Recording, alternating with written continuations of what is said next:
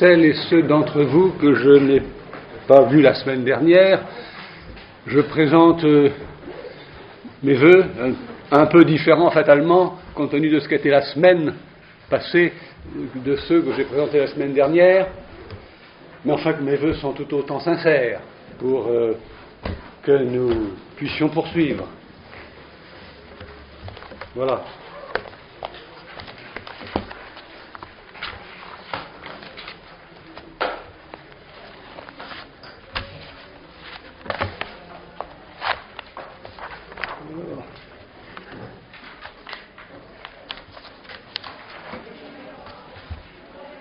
Alors je dirais qu'il n'a pas fallu longtemps, il n'a pas fallu attendre longtemps pour que la suite naturelle de ce que j'avais à raconter soit perturbée. Vous seriez quand même surpris et surprise si la philosophie était à ce point impassible qu'elle n'ait pas été du tout modifiée ou touchée par la semaine que nous venons de vivre. Ce n'est pas que je vais faire du tout la philosophie de cette semaine-là, ce serait ridicule, grotesque, malvenu. Mais je suis obligé de prendre acte d'une chose, c'est que, ayant annoncé comme thème la philosophie ou changer d'entendement, j'ai peut-être été pris de vitesse et que nous ayons été contraints de changer d'entendement plus vite que nous n'aurions voulu et pu. C'est la première chose que je voudrais faire, et ce sera donc une séance en deux parties, en quelque sorte. Et ensuite, compte tenu de ce que je soupçonne comme une possible modification, pas possible, à moins que la philosophie soit dans un éther absolument impassible et que, quoi qu'il arrive, elle se déroule dans l'impassibilité absolue. Bon. Ce que je ne crois pas. Bon. Nul ne le croit, dans le fond. Nul ne le croit. Bon. Et une fois que j'aurai amorcé ça, je voudrais essayer de voir si je peux entreprendre une reprise, même modifiée, de ce que j'ai amorcé la semaine dernière. Je vous dis, il y a quelque chose qui a été intervenu, et qui concerne évidemment le changement d'entendement. Bon. Alors, je dirais que je vais donc faire une série d'items qui vont s'enchaîner, et vous allez voir un peu ce que j'ai en tête. On est vite talonné par le réel. On l'oublie parfois en philo, mais on est vite talonné par le réel. Me voici déjà dévié de mon programme. Première indication sur comment est amené un changement d'entendement. Pas par la volonté, c'est pas comme ça qu'on dit. Bon.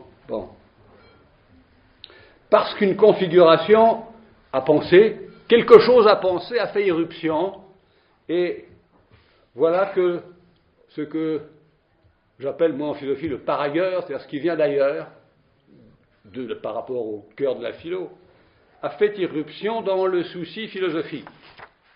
Bon. Depuis hier, disons, nous avons peut-être, depuis la semaine passée, un nouvel entendement. Ce n'est pas une récupération du lundi soir, mais plutôt une dessaisie et un relâchement des discours de capture et des discours de saisie. Bon. En gros, un discours, c'est relativement capturant.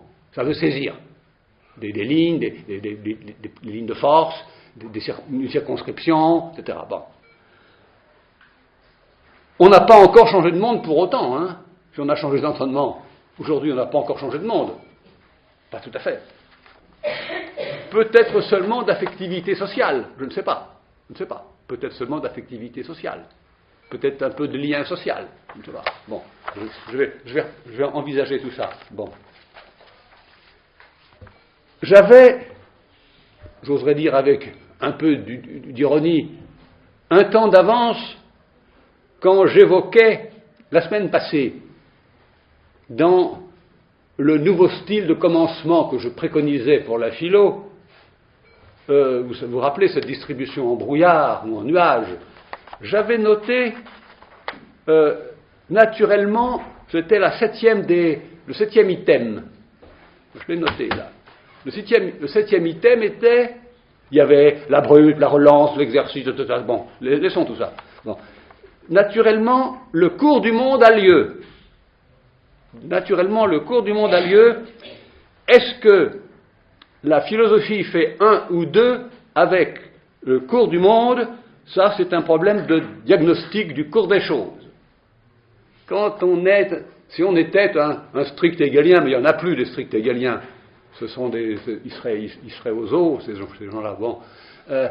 Si on était un strict hegelien, il n'y aurait pas un iota d'écart entre le cours du monde et le discours qui est tenu. Bon.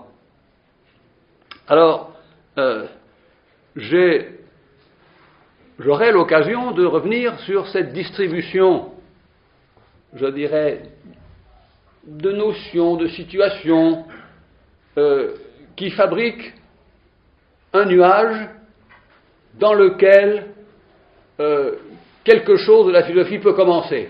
C'était la semaine passée, ça. Hein? Bon. Ce qui veut dire que le commencement est d'une toute autre nature que la façon dont ça commençait dans la philosophie classique. Ça commençait par des principes ou par des abstractions. Bon. On avait une abstraction majeure, où on avait quelques principes, et puis, en vertu de la logique des processus, on déduisait des principes, des conséquences. Bon. Et ça, c'était une des formes de commencement. Bon. Ce que je préconise, c'est un commencement tel que ça prolifère, par où ça commence, et qu'on ne sait pas ce qui commence, et commencer à un autre sens, finalement. Un autre sens. Bon. Alors, je dirais que voilà ce que me suggère ce qui vient de se proposer comme cours du monde cette semaine, à savoir d'abord qu'il est difficile de savoir si la séquence du cours du monde à laquelle nous avons assisté, ou à laquelle nous avons été partie prenante, difficile de savoir si cette séquence elle est limitée ou pas. Donc il y a une indécision sur son mode de délimitation. Bon. J'annonce tout de suite la couleur. Ce que je vais appeler philosophie. Je lui demande d'être le garant, ou la garante. Mais à quelle distance? À quelle distance? Je ne sais pas la distance. De loin, de près, à côté, sur le côté, en dessous, de haut, très haut. C'est très difficile de savoir où placer l'œil philosophique. Bon, si vous le placez au centre, vous savez où il est le centre aujourd'hui, vous? Bon. Si vous le placez sous terre, mais pas trop profond, ben vous avez des choses comme Deleuze préconisait. Si vous le mettez très profond, vous avez de lourds pensées, enfin au sens de l'allemand, le Urdenken, bon, etc. Bon, donc être le garant d'une distribution analogue à celle que j'ai faite la semaine passée, d'une distribution. Bon, je ne sais pas si cette notion vous est familière. Moi, ça me plaît parce que ça m'évite de savoir par quoi je vais commencer. Tout commence en même temps. Toutes les notions commencent en même temps. Elles sont toutes coagissantes. Elles sont toutes irréductibles. Irréductibles, ça c'est peut-être le seul mot que je ne lâcherai jamais. Il y a de l'irréductible. Je ne dirais pas qu'il y a de l'être, ça je m'en fiche. Qu'il y a du non-être aussi. Je m'en fiche. Entendons-nous, quand je fais de la philo au sens professionnel, ça compte. Mais d'une certaine façon, qu'il y ait du bien, du mal, je le sais, très savant. Mais de l'irréductible, c'est-à-dire que qu'il y ait un corps en moins en ce monde, ça c'est important. Et ça ne se réduit pas. Qu'il y ait du crime, ça ne se réduit pas. Et aucune dialectique au monde, aucune dialectique, c'était ça la dialectique, hein, réduire l'irréductible. Hein, c'est pas autre chose. Bon, Hegel, c'est pas un sot. Hein, bon, il savait bien qu'il y avait des choses très, très, très difficiles à réduire, la négativité était le nom par lequel il prédisposait l'irréductible à être réduit, car il y a une canaillerie là-dedans. C'est qu'il ne prenait pas l'irréductible de telle façon qu'il soit absolument comme un caillou dans l'estomac. Hein. Ça, c'est irréductible, un caillou dans l'estomac. Bon, à peu près. Bon. La métaphore est de lui. Hein. Bon. Il disposait l'irréductible pour qu'il puisse être réduit quand même, tout en ayant eu son moment irréductible. Bon. Moi, il n'y a pas de moment irréductible, c'est irréductible. Alors, disons, ce dans quoi nous avons été immergés. Nous, Français, Parisiens, Européens, tout ce que vous voulez. Bon. Ce dans quoi nous vivons, ce dans quoi nous avons été immergés, c'est une distribution informe. C'est-à-dire qu'il n'y a pas de forme. Informe n'est pas négatif dans ma bouche. Hein. Je ne peux pas dire c'est en cercle, en carré, en rond, en lisse, etc. Bon. Une distribution informe de prédicats irréductibles qui cadrent peut-être cette informe. Peut-être que cette informe aura, plus tard, une certaine forme. Je ne sais pas. Bon. La distribution des prédicats de réalité, elle est quelconque.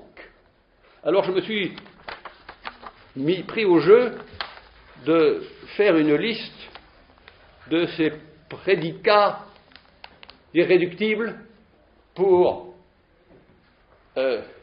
tenter de configurer la distribution qui vient de nous sauter au visage et qui nous invite de façon urgente à la pensée, alors que nous ne sommes pas du tout prêts à la pensée, puisque nous pensons précisément ce qu'on appelle penser, c'est-à-dire quand il n'y a pas d'irruption comme ça, latérale et soudaine d'un fait, d'un événement, d'un processus, je voudrais, qui oblige, alors non pas à envisager une réduction de l'irréductible, mais à envisager une nouvelle configuration des pôles irréductibles.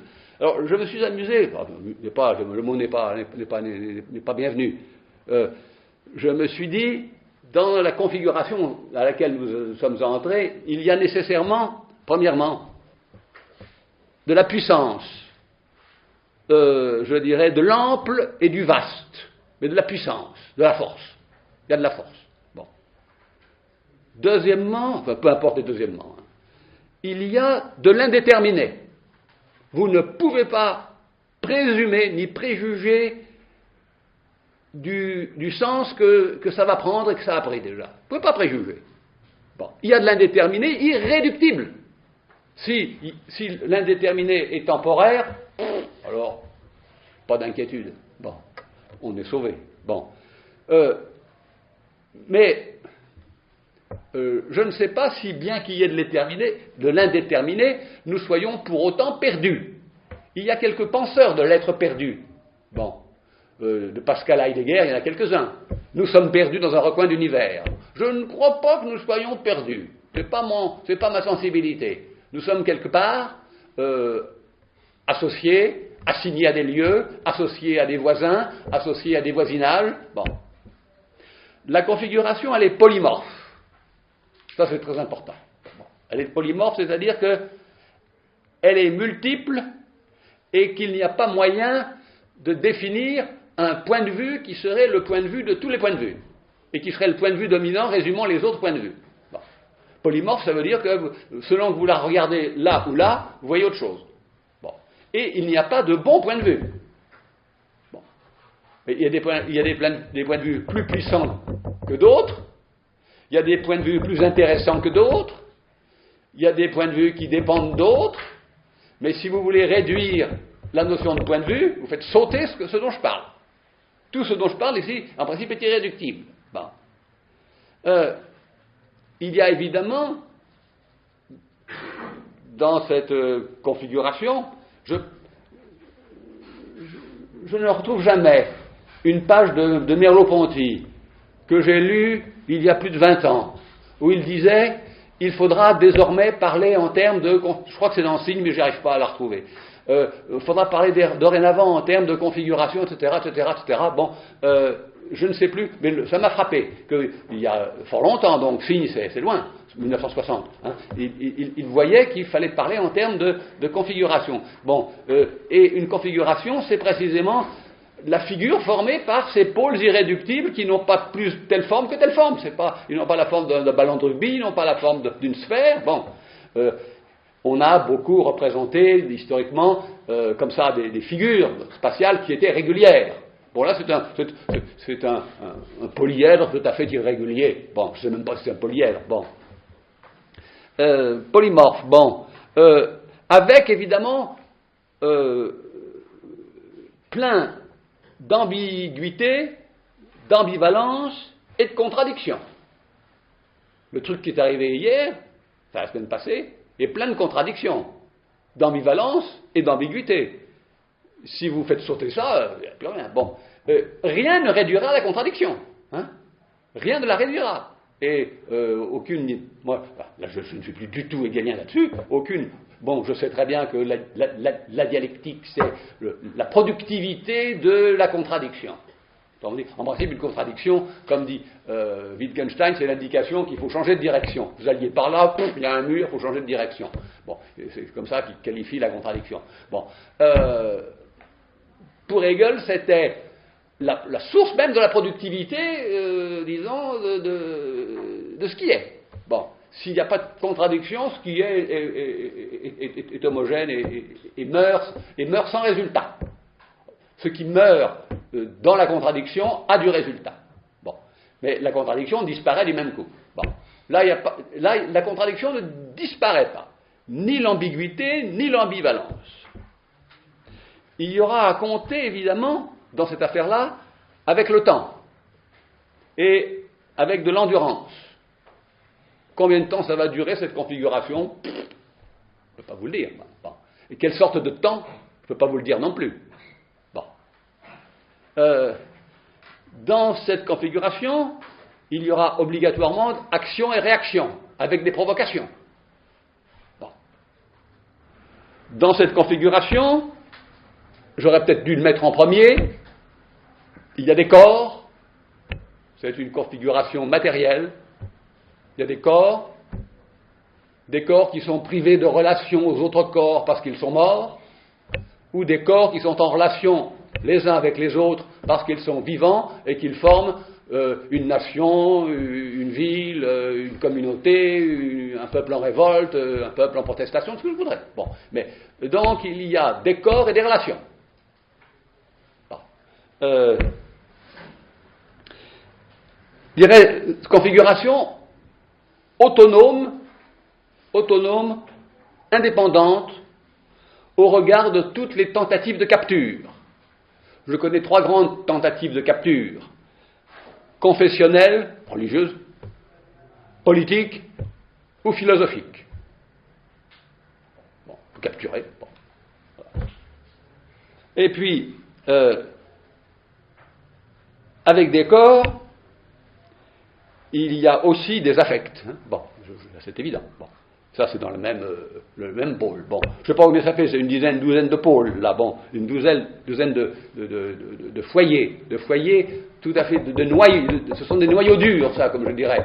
Parce que entre ces noyaux durs, il y aura des relations, évidemment. Mais les relations seront souples, elles seront mobiles, les relations. Il y aura des relations entre les corps et puis ce qui arrive, il y aura des relations entre les corps et puis ce qui est puissant, il y aura des relations entre l'indéterminé et les corps, etc., etc.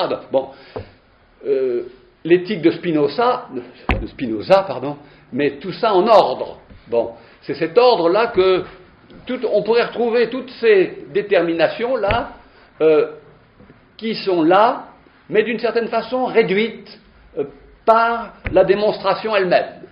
Bon. Deus sive natura, par exemple, Dieu ou la nature. Bon, eh bien, c'est une façon d'affirmer que Dieu n'est pas irréductible, ni la nature n'est irréductible, puisque Deus sive natura, Dieu ou la nature. Bon, et on pourrait continuer. Bon.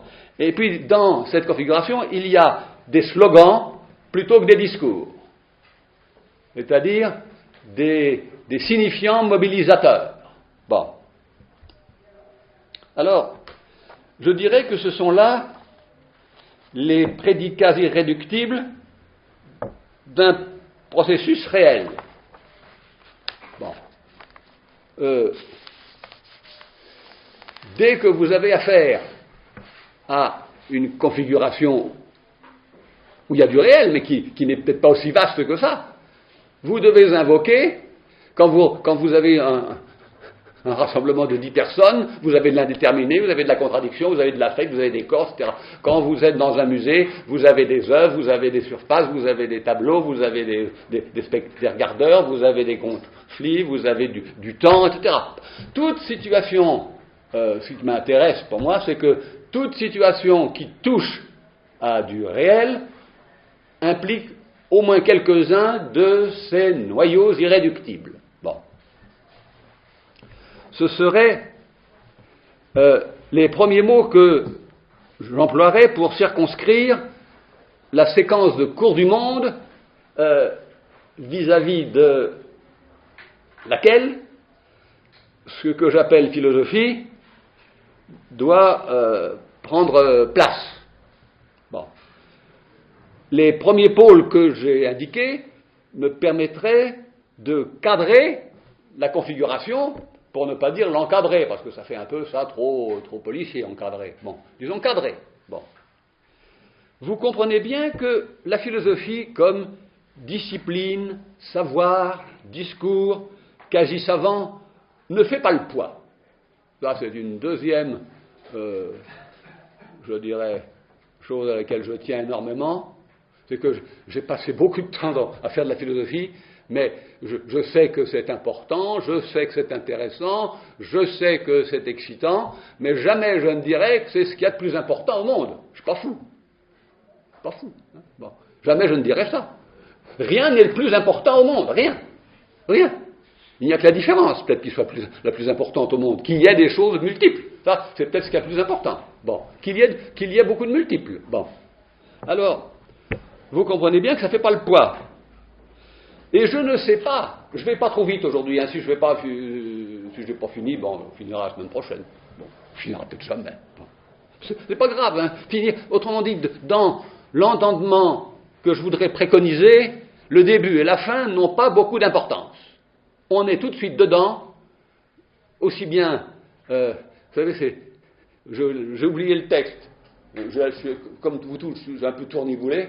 J'ai oublié le texte que je voulais vous lire de Wittgenstein sur, mais je le lirai la semaine prochaine, bon, sur le fait que, dans le fond, on se trompe en attendant la fin. Bon, elle est déjà là. Bon, c'est déjà fait, mais c'est pas grave, hein. Bon, c'est pas grave. Bon. Alors, je ne veux pas dire la mort, hein. Il le dirait peut-être aussi, remarquez, mais Spinoza le dirait sûrement. Bon, mais la fin, bon, c'est pas bien grave, bon. Mais, donc, je disais, je ne sais pas si un Husserlien ou un Heideggerien serait bien placé pour qualifier, pour analyser ma configuration. Husserl voudrait absolument un point de vue absolu, c'est-à-dire un point de vue dominant des autres points de vue, ce qui est obtenu au terme d'une réduction qui l'extrait, le sépare de la configuration, il n'est plus dedans. Donc, elle lui est donnée comme corrélat de sa visée, et par conséquent, lui, il est dans une sorte d'éther, ou je ne sais pas où, hein, bon, éther difficile, je sais bien que c'est très difficile, hein, bon, d'accomplir une réduction, mais quand on est husserlien, je ne sais pas ce qu'on peut comprendre à la configuration que je préconise. Il n'y a pas d'irréductible. Si il y a d'irréductible, à quoi sert la réduction? Ou bien alors, on est obligé de dire qu'il y a plus puissant que la réduction, c'est l'irréductible. Bon, c'est ce que disait Derrida en disant la justice est un irréductible, un indéconstructible. Bon, dans sa langue à lui. Bon, on ne pouvait pas réduire la justice. Bon, alors, Donc, quand on est un heideggerien, on a besoin d'originaire, on a besoin d'archaïque, on a besoin de lointain, on a besoin de sources originaires déviées. C'est la déviation qui a été fatale. Bon, mais je ne crois pas que ça serve à grand-chose, ça. Bon.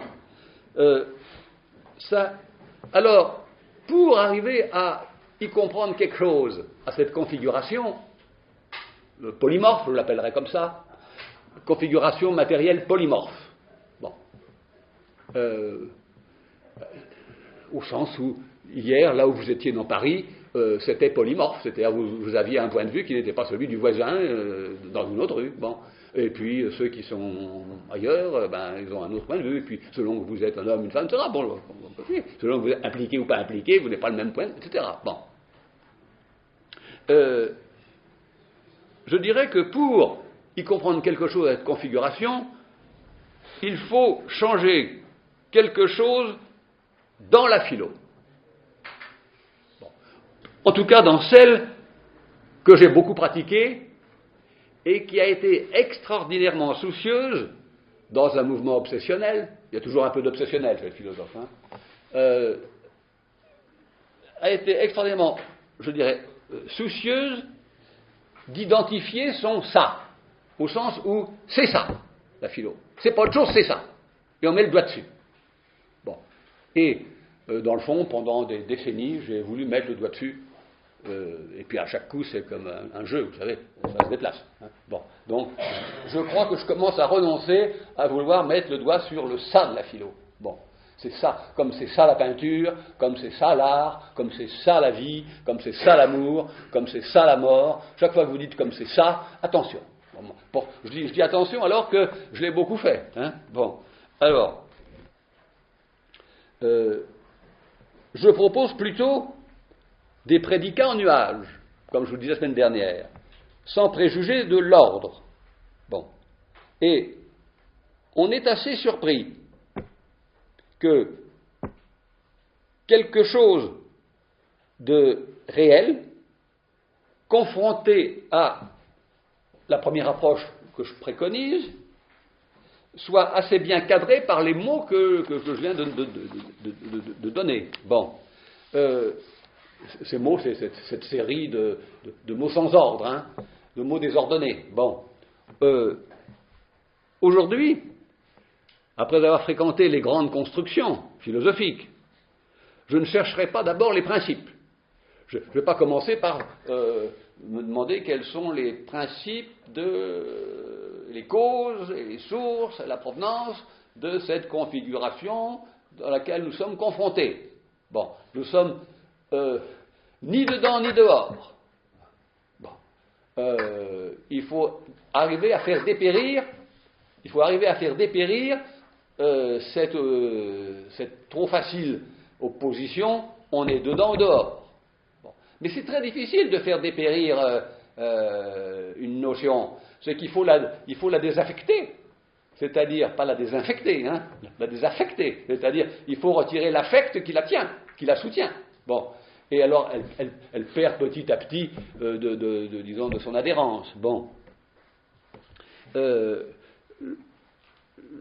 Je laisserai tomber, je dirais, cette affaire de notions, et je distribuerai, je dirais, les pôles là, les pôles durs, les pôles résistants, les pôles irréductibles, sans trop savoir le discours qui pourrait les lier, puisque j'appellerais discours ce qui permettrait de passer des relations entre ces pôles qui sont comme ça un petit peu en désordre. Comment vous allez faire passer une relation entre les corps et les contradictions? Bon, si vous arrivez à trouver une relation, vous amorcez du discours.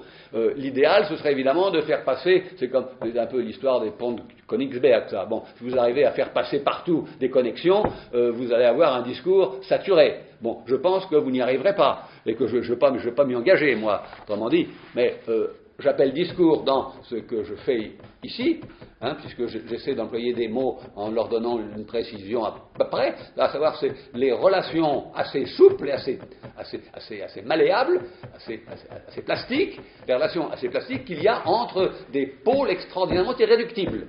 Bon, mais est-ce qu'ils ne sont pas réduits par la relation que l'on entretient avec d'autres? Est-ce que deux irréductibles entre eux sont toujours irréductibles? Bon, ça, je ne sais pas, je ne sais pas. Je doute. Donc il faudrait quand même aménager peut-être la notion d'irréductibilité. Mais comment? Bon. Alors, c'est assez complexe cette affaire, cette séquence du cours du monde qui est dite une manifestation. Pas au sens de la manif d'hier, mais au sens de la manifestation husserlienne, ou au sens du manifeste du Phanéronti. Bon, chez Aristote, quelque chose se montre. Bon, quelque chose se montre. Et je dirais qu'il faudrait trouver un corrélat sous le nom de philosophie qui ni ne dirige cette configuration, ni ne la domine, ni ne dise le mot de la fin, ni le premier mot, ni le dernier mot. Je crois qu'un philosophe doit aujourd'hui, renoncer à avoir le premier mot. Il n'a plus le premier mot. C'est d'autres gens qui ont le premier mot. Les hommes de science, bon, les sujets peut-être, bon, mais un philosophe n'a pas le premier mot. Hein, bon. Et il n'a pas le dernier mot, ça c'est sûr. Personne n'a le dernier mot. Bon. Il n'y a pas le dernier mot. Bon. S'il le veut, c'est un crétin. C'est-à-dire, il a réalisé un système. Bon. C'est-à-dire une construction paranoïaque, donc, grosso modo. Bon. Alors, mais une façon de m'y prendre sous le nom de philosophie qui préserve intégralement la force de chaque prédicat, et en préservant la force de chaque prédicat, je préserve le polymorphisme. On peut imaginer un certain nombre d'attitudes de la procédure philosophique. Ah. Alors, je maintiens quand même ce que je disais de la semaine passée, à savoir que une partie de ce que j'appelle philosophie est occupée en permanence à attester quelle est bien la philosophie. Bon, je me dirais c'est une tâche idiote. Oui ou non? Oui ou non? Bon, attendez, comme s'il n'y a pas ça, s'il n'y a pas ce souci d'attester en permanence que c'est ça la philo devient n'importe quoi, et n'importe qui s'en empare. Donc il faut mieux qu'il y ait quelqu'un qui dise non, non, non, non, non, il faut que dans la philo, il y ait toujours quelqu'un qui soit occupé à savoir que c'est bien ça la philo. Bon, c'est-à-dire le remplissement, pour dire quelque chose d'un petit peu plus précis, le remplissement de la forme par un contenu qui est une forme. Quand vous faites ça, vous avez déjà fait un peu de philo. Hein. Ce que Gilles Gaston Granger appelait un contenu formel. Bon, c'est-à-dire que vous ne pouvez pas avoir un contenu qui vient du dehors, le contenu vient de votre opération elle-même. Bon, votre opération, bon, c'est comme si la cuisine pouvait se passer d'ingrédients et que vous réalisiez vos plats en faisant les gestes, mais sans avoir de carottes ou de lapin. Hein. Bon, ce serait pas mal ça. Bon, mais ça n'existe pas ça, hein, sauf dans la spéculation. Bon, il y a toujours un peu de ça dans la philo. Hein. S'il n'y a pas de ça, attention, moi je me dis, on a quitté la philo, et on est dans n'importe quel discours idéologique. Bon. Et en même temps, ça, si ça prend trop de place, ça ne laisse plus la possibilité au par ailleurs de faire éruption. Vous me direz, il ne demande pas votre avis, il fait éruption quand il veut. Oui, mais on peut faire résistance, on peut tenter une résistance à ce qui arrive. Et alors, ou bien on peut accueillir. Alors, quel est le bon degré d'ouverture entre l'accueil et la résistance? Bon. On peut imaginer un certain nombre d'attitudes. Hein. Bon, on peut imaginer l'attitude de retrait. Bon, ça c'est un classique. Hein. La philo a toujours été présentée, classiquement, en tout cas dans les écoles grecques, comme un grand souci de savoir se tenir en retrait de la vie de plaisir, pas tous, hein, pas les épicuriens, mais ou de la vie de pouvoir ou de la vie de puissance. Bon. Ou bien une posture critique, c'est-à-dire quand on s'engage dans une procédure critique qui est de pouvoir répondre à la question de quel droit affirmez-vous ce que vous dites. Et donc, l'invocation du droit qui permet de dire ce que vous dites. C'est ça une position critique, hein, et puis qui permet du coup de surveiller les frontières et de surveiller les passages qui ne sont pas légitimes. Bon. Ou bien vous pouvez imaginer une fusion pathétique. Il y a une façon de philosopher qui est une fusion pathétique avec le processus. Bon, je n'aime pas trop tout ça d'ailleurs, moi. Hein. Bon, je vous le dis tout de suite, bon, mais je ne sais pas à quelle distance, je ne sais pas aujourd'hui, hein, à quelle distance placer l'activité philosophique pour qu'elle soit en état de tenir en même temps les noyaux irréductibles, leur configuration informe, peut-être la forme de l'informe, il y a peut-être une forme à l'informe, hein. Ça, c'est pas moi qui le dis, c'est Plotin, hein. Bon, le grand Plotin. Bon, il dit, l'informe, évidemment, il a une forme. C'est la plus intéressante des formes. Bon, la forme de l'informe, bon, dont nous n'avons qu'une notion très ténue qui est la trace. Bon, j'y viens. Bon. Pas Plotin, la trace. Bon. Donc, à quelle distance nous placer pour tenir en même temps les noyaux d'irréductibles? Ça, j'insiste, si cette semaine qui vient de se passer m'a donné une leçon, peu importe à moi, hein, mais c'est qu'elle a renforcé en moi l'évidence qu'on ne peut pas céder sur l'irréductible. Bon. Et que Bernard Sobel, vous connaissez l'homme de théâtre, disait des choses qui, il y a longtemps que je ne comprenais pas trop, que je répétais sans trop comprendre. Il disait un arbre est un arbre. Bon. Et le capitalisme a fait que les arbres sont dénaturés, ne sont plus des arbres. Bon. Un arbre doit être reconduit à sa nature d'arbre. Bon. Et bien d'une certaine façon, il touche l'irréductible. Là, touche l'irréductible. Et il y a dans le matérialisme quelque chose d'irréductible, un souci de l'irréductible, qui est, grosso modo, toujours autour de la question du corps. Bon. Alors, on va avancer un petit peu. Bon. Je ne sais pas si je vais me placer au centre, je vais me placer sur les bords, mais je ne peux pas me placer sur les bords, je ne peux pas me placer au centre, puisque je ne sais pas comment la configuration est dessinée. Est-ce que je vais me placer sur les bords? Est-ce que je vais me placer au-dessus? Ça, c'est une tentation, ça. La grande tentation du surplomb. Surplombé, d'ailleurs, on le voit dans les photos de presse, là, le goût qu'on a à prendre une photo de haut, comme ça. Bon, on voit, c'est bien, bon, mais en même temps, je me dis, ça répond à un mouvement et à une pulsion dangereuse quand on est dans la pensée, c'est de croire qu'il y a des points de vue. Il n'y a pas d'hélicoptère, hein, dans la pensée. Hein. Bon, on ne peut pas prendre les... Bon, autrement dit, il n'y a pas moyen de surplomber, ou bien on a tout faussé. Bon, on comprend là où on est. Alors, il y en a qui comprennent mieux que d'autres, mais on comprend là où l'on est. Là où l'on est, on est enraciné auprès d'un certain nombre de voisinages, etc. Bon. Alors, je continue. On ne peut pas être au-dessus, on ne peut pas être au milieu. Bon, alors, j'ai très peu envie...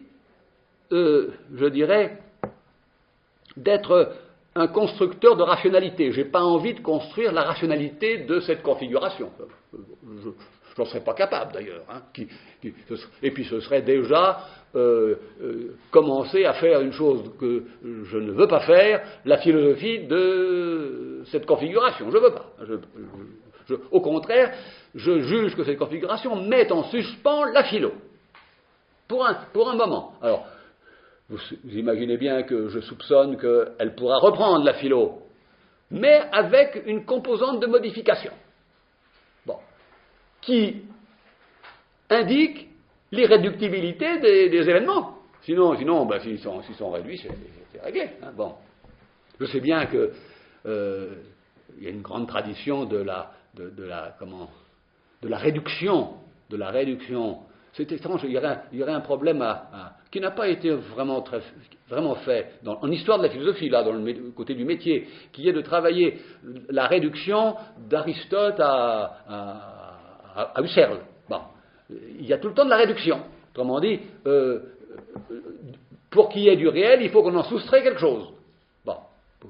Alors c'est quand même curieux ça. Alors qu'en principe, le réel, c'est ce dont on n'a rien soustrait. Bon. Alors, je continue. mais plutôt j'ai envie d'être, non pas le constructeur de rationalité, mais le garant du polymorphisme irréductible, et c'est peut-être dans cette différence entre refuser de construire la rationalité et me présenter comme le garant du polymorphisme de la configuration que je retrouve le changement d'entendement. Bon. Ça veut dire que changer d'entendement, c'est changer de place. Quand on est en position de sujet transcendantal, ce mot savant qui veut dire que le sujet soustrait aux conditions empiriques d'existence, eh bien, on voit mieux. On n'a plus de corps, on n'a plus d'œil, mais on voit mieux. Bon, comprenne qui pourra. Bon,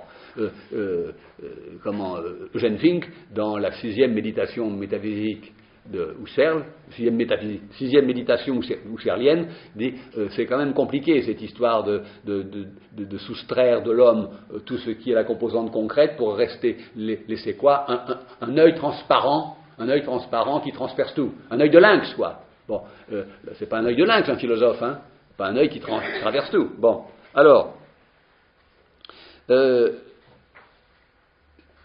Est-ce que ce que nous avons, ce dans quoi nous sommes, dans la configuration dans laquelle nous sommes encore, c'est une manifestation de l'être? Ça, j'en crois pas un mot, ça. Hein. C'est peut-être une manifestation de la volonté de puissance, mais c'est vraiment pas une manifestation de l'être. Je crois pas beaucoup aux manifestations de l'être, moi. Hein. Bon, il n'y a pas qu'une seule notion explicative, et je ne vais pas invoquer l'idée. Hein, je ne vais pas invoquer l'idée qui est l'affaire. Alors, être le garant de la configuration informe. Alors, je conclus cet ensemble de propositions en disant, là où j'en suis, c'est être le garant, mais placé où, point d'interrogation, de la configuration informe, ce qui est une sorte d'élan, hein, bon, d'élan effractif, de la distribution des notions primaires irréductibles qui encadrent une séquence du cours du monde. Et toute séquence du cours du monde hein, obéit à ça. Si dans une situation il n'y a pas un peu de contradiction, c'est du flanc. Si dans une situation il n'y a pas un petit peu d'illimité, c'est-à-dire une indécision sur quand ça commence, quand ça finit, c'est du flanc. Bon. Dans les relations amoureuses, s'il n'y a pas de contradiction, vous me la copierez. Si vous savez quand ça commence, quand ça finit, vous me la copierez. Bon, donc tout ça, je pourrais multiplier les situations concrètes et les situations effectives où il y a du corps, tous les prédicats irréductibles que j'ai mis comme ça, en brouillard, hein, en distribution. Je sais bien que on n'a pas cette habitude, on les met en ordre, depuis la plus importante, la plus fondamentale, jusqu'à la plus secondaire. Bon, ben, je ne veux pas de ça. Bon. Alors, il y a une chose, c'est qu'il faut éviter que ces notions exercent les unes sur les autres, que ces pôles, ces noyaux exercent les uns sur les autres une attraction qui les fasse s'imploser au bénéfice d'un seul. Autrement dit, si vous avez réussi à attirer tous les irréductibles du côté de la contradiction, vous avez opéré évidemment une chose qui va vous permettre de résoudre, mais vous avez tout faussé. Bon, alors je continue un petit peu. Or tout cela, tout ce que je viens de dire là, que je n'aurais pas pu dire la semaine passée, hein, j'aurais pas parlé la semaine passée comme ça, je n'aurais pas pu. Bon, donc j'aurais pas pu, non, j'aurais pas eu l'idée. Bon, d'une certaine façon, tout cela donne déjà un coup de vieux à la façon dont j'ai dit que la philosophie se signalait. Vous vous rappelez, je vous ai dit, la philosophie se signale. Elle se signale, c'est-à-dire qu'elle n'est jamais là. Elle n'est jamais là pleinement. Elle se signale, c'est-à-dire qu'elle est peut-être là, mais peut-être à côté. Bon. Alors, elle se signale, je vous le disais, par des modifications dans l'exercer naturel des processus, lesquels ont une règle simple. Un processus, on le pose, il se déploie, il a des résultats. Bon. ou bien c'est qu'il a dévié, ou bien c'est qu'il y a une corruption interne. Bon. Alors, cette modification, elle...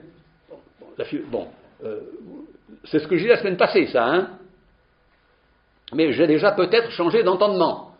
Je ne saurais pas, et je ne vais pas céder au vertige de mettre le doigt sur quand je vais changer d'entendement, parce que ce serait un retour du c'est ça. Et mettre le doigt sur le c'est ça n'est pas bon. Ça a lieu, dans le fond, dans notre dos, sans qu'on le sache, à notre insu. Bon, les changements ont lieu à notre insu. On ne peut pas mettre le doigt dessus. Bon, et d'une certaine façon, c'est bien. Bon, ce qu'il faut repérer, c'est comment ça se passe un petit peu. Bon, alors, disons, je ne vais pas revenir sur la modification de l'exercice naturel, mais il y en a une modification que je signale à titre de mémoire, c'est celle qui favorise, je dirais, la surenchère et l'hyperbole, puisque c'est quand même l'une des ressources majeures du philosophe ordinaire, qui est de, si on a réussi à hyperboliser la situation, on a fait un peu de philo. Bon, autrement dit, comme disait très bien Deleuze, si vous voulez savoir ce que c'est que l'idée de rouge, hein, vous prenez quelque chose, n'importe quoi, où il y a du rouge et du pas rouge, vous isolez le rouge et le pas rouge, ça veut dire que vous pouvez l'isoler, puis, ayant isolé le rouge, vous le portez à son intensité maximale. L'intensité maximale du rouge est non rouge. Elle est plus rouge. Quand le rouge est au maximum de lui-même, il n'est plus rouge. Puisque l'excès de rouge n'est plus rouge, dans la logique en question. Bon. De l'hyper-rouge n'est pas rouge. Bon. C'est ça qu'il appelle l'idée de rouge. Donc, si vous voulez avoir l'idée de justice, ben, vous prenez justice-injustice, vous prenez justice, vous l'hyperbolisez jusqu'au moment où la justice n'a plus le visage de la justice, donc vous la désidentifiez, et vous avez l'idée de justice, qui peut inclure une certaine idée que nous avons, nous, que nous croirions être de l'injustice. Quand on parle de la justice évangélique, on est parfois étonné de cette justice, qui contient de curieuses séquences de ce que nous appelons de l'injustice. Bon, et ben, c'est comme ça. Bon, alors, on a d'une certaine façon, vous vous rappelez, j'ai parlé de l'ornière, ce délicieux endroit où on se stérilise, bon, à ne rien faire dans une activité de surmenage inouïe. Bon, je pense que les philosophes à la fois se surmènent dans les ornières, s'épuisent énergétiquement et ne font pas un pas. Bon, et quand ils ont fait tout ça, ils sont épuisés. Et ils disent c'est ça le bonheur. Bon. Oui, mais je ne plaisante pas vraiment. Hein. Bon. Alors, d'une certaine façon, nous avons été mis en dehors de l'ornière, là. Pit, expulsés de l'ornière. Bon. Bon gré, mal gré. Bon gré, mal gré. L'ornière étant, vous le sentez bien, que je me reglisse. Vous soupçonnez aussi que je vais être, comment dirais-je, amené sûrement et menacé sûrement dans l'année à me reglisser dans une ornière parce qu'on y est trop bien. Vous voyez, on n'a plus d'efforts à faire. Bon, quand personne parle d'une façon difficultueuse de penser, je suis certain qu'il a en tête attention aux ornières, c'est-à-dire les chemins. L'ornière, c'est Amécorce, une ornière, par exemple. Amécorce, une ornière. Quand vous êtes là-dedans, vous n'en sortez pas. Bon, et puis plus vous grattez, plus vous restez sur place. Bon, fini infini, c'est une ornière. Bon, tout ça, ça sent l'ornière, ça. Bon, mais on ne le sait pas d'avance. Hein. Bon, alors, je continue un tout petit peu. Bon, alors. Je vais peut-être déjà passer un petit peu. Je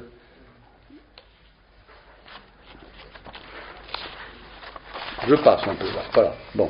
Alors, on ne change pas d'entendement sur un coup de tête, mais peut-être par un coup sur la tête. Hein. Bon, ce qui n'est pas pareil. Bon. On change d'entendement par un basculement entre ce qui est du par soi et du par ailleurs. Et ces deux valeurs sont toujours en jeu. Bon. Il faut toujours un peu de par soi en philo. Le par soi, c'est ce qui repose sur lui-même sans appui, et qui donc se légitime comme n'ayant besoin de rien d'autre que de lui pour être. Bon. Ce qui est par soi, bon, ça ne s'interroge pas. Si vous posez une question, pourquoi c'est par soi, vous ne comprenez pas. Pas de question. Bon, c'est un inquestionnable, hein, le par soi. Bon. D'ailleurs, il n'y a pas dans l'éthique de Spinoza, puisque l'éthique, la substance est par soi, vous n'avez pas de question sur qu'est-ce que la substance. Ce serait une folie. Bon, c'est une folie. Bon, il n'y a pas de question dans l'éthique. Il n'y a pas de question. Il n'y a rien de la foi en question. Bon, il y a des questions chez Kant, des choses de la foi en question, mais il n'y en a pas. Bon. Alors, comment tenir en équilibre, mais en équilibre, je dirais, inégal, le par soi et le par ailleurs qui exige, alors lui qui bouscule tout, hein, qui exige de décentrer le regard et de tenir compte du latéral, car c'est par le latéral qu'arrivent les malheurs. Bon. Ce à quoi on ne faisait pas attention. Bon. Vous savez, il y a un article célèbre de Fink, l'élève de Husserl, qui est le thématique et l'opératoire. Bon. Et j'ai toujours pensé qu'il manquait une composante, c'est le latéral. À savoir, pour que la chose soit complète, il faut qu'il y ait l'opératoire, le thématique, un peu de résultat, une composante latérale qui fait dévier. Tout en ce monde a tendance à dévier un petit peu. Ce qui ne dévie pas est inquiétant. Bon, ce qui ne dévie pas est inquiétant. Ce qui est, je dirais, de l'ordre de ce monde est engagé, incline à même. Bon. Et, évidemment, il y a ce que j'appelle le par ailleurs qui a rompu toute affinité avec le par soi. C'est très difficile de rompre une affinité. Bon. Ça veut dire que vous rompez avec Platon, hein, je vous le disais la semaine dernière. Bon. On dit, si vous êtes capable de vivre et de penser, les deux, hein, dans des relations qui ont fait leur deuil, disons, d'un passage par l'affinité. Leibniz, pas possible, il y a une affinité. Malebranche, pareil. Descartes, pareil. Il y a une affinité entre la thèse de la pensée et la thèse de l'être. Bon. Et il y a toujours un garant qui fait que ça s'appelle dans la pratique platonicienne une syngeneia, c'est-à-dire une parenté. Vous êtes du même génos, et donc étant du même génos, eh bien on n'a pas besoin de légitimer que vous vous compreniez, bon, et que vous soyez en phase. Bon, le par ailleurs est, c'est moi qui donne cette expression-là, par ailleurs, parce qu'elle me paraît simple. Elle nomme ce qui jamais n'entre en affinité avec. Alors le par ailleurs est rebelle, puisqu'il n'est jamais en affinité. Bon. Tout ce qui est de l'ordre des mariages et des alliances exige de l'affinité. Bon. On ne se marie pas avec le par ailleurs. Hein. Il vient plutôt vous importuner. Il vient plutôt vous déplacer. Il vient plutôt vous mettre de côté. Bon. Alors, je continue. Bon. Je vais un peu avancer encore. Je regarde l'heure, excusez-moi, parce que elle ne marche plus cette totante, c'est dommage. Bon. Alors, la philosophie qui vient, bon, après avoir été bousculée, comme je l'ai dit cette semaine, la philosophie qui vient, je ne la vois plus tenant un grand discours unique et délivrant un sens terminal, et je ne la vois pas tenant le premier mot ou l'archi-premier mot. Bon, autrement dit, on est obligé d'avoir du flottant dans l'initial et dans le terminal. C'est agaçant d'avoir du flottant. Bon. Mais il faut évidemment consentir à ce qu'il y ait de la flottaison dans les notions. Ça dépend, c'est une flottaison qu'il faut un peu contrôler. Mais si vos notions ne sont pas un peu flottantes, Lévinas est très fort là-dessus. Toutes ces notions sont flottantes. Visage, ça veut dire visage et pas visage. Hein. Bon, toutes ces notions sont flottantes. Bon, je sais que mon ami Richir déteste ça parce que lui, qui est un ancien mathématicien et qui est un phénoménologue, mais est un phénoménologue de la détermination non flottante. Et je lui dis, mais c'est important que les notions puissent flotter. C'est-à-dire que le début est flottant. Bon, conjectural, aurait dit Kant. Conjectural, bon. Et la fin est flottante. Bon, vous ne pourrez pas mettre le doigt sur la fin. Bon, c'est très bien. Bon, on est très bien dans le flottant, non? On n'est pas tout le temps en train de vérifier que c'est bien ça. Hein? Je reprends l'exemple de la vie amoureuse. Si vous vérifiez tous les jours que vous êtes amoureux, c'est embêtant. Bon, il y a des jours, il faut laisser flotter. Hein? Il ne faut pas s'occuper. Bon, il y a des jours, il ne faut pas s'occuper de tout. Hein? Bon, des jours, il faut être dans une certaine distraction. Hein? Et c'est le flux de la vie qui assure les choses. Bon, c'est mon idée, ça. Hein? Bon, alors, je continue. Alors, bon, allez, je vais avancer parce que, bon. Alors, soit les noyaux durs, ben je vais aussi, j'y reviendrai plus tard, et je passe à quelque chose qui est un peu la suite, à savoir que, comment on va tenir ensemble. Et là, j'introduis quelque chose qui est, à mes yeux, un irréductible et un irréductible absolument indispensable, c'est que quand on a été à l'école de Platon à Heidegger, il n'y a qu'un seul processus authentique. Tous les autres sont des processus illégitimes ou des déviations ou des corruptions ou des parodies. Mais il n'y a qu'un seul processus et un seul. Bon. Et qu'il traverse tout. Et que alors là, si vous êtes à la façon hegelienne, si vous cramponnez au processus qui traverse tout, vous traversez tout, sans encombre, et vous arrivez au terme du processus à peu près sain et sauf. À peu près sain et sauf. Si vous avez bien tenu. Si vous avez lâché, vous avez été broyé, ça c'est sûr. Bon, mais si vous ne lâchez pas le processus, ben, vous êtes bien... Bon, alors, mon idée, que j'ai depuis quand même un moment, c'est pas de cette semaine que j'ai cette idée, c'est que faire de la philosophie aujourd'hui exige qu'on comprenne ce que c'est qu'une activité hybride. Comme il y a des moteurs hybrides, je ne sais pas ce que c'est qu'un moteur hybride, enfin, je sais ce que ça veut dire, mais je ne sais pas très bien comment ça marche, évidemment. Bon, je ne sais pas du tout. Bon, mais je crois qu'il faut qu'il y ait des activités hybrides, c'est-à-dire qui se relaient les unes les autres, ou qui puissent avoir lieu en même temps. Alors, qu'est-ce qui est là-dedans activité hybride et qu'est-ce qui est se tenir ensemble, ce qui ne veut pas tenir ensemble. Bon, évidemment que l'activité hybride, elle n'est pas avec elle-même dans une bonne relation, elle est en tension. Bon, je vais dire ce que c'est que cette activité hybride, hein, je n'ai pas encore dit. Bon, mais il faut... Alors, sans troisième terme, il faut tenir ensemble deux activités, ce qui veut dire que ça requiert qu'on change d'une certaine façon de s'y prendre. La première activité, c'est que nous avons tous, finalement, comme trace, je dirais, mnésique ou psychique, je dirais comme trace, l'idée d'une opération merveilleuse. Bon. Et une tentation d'identifier la philosophie à l'opération merveilleuse.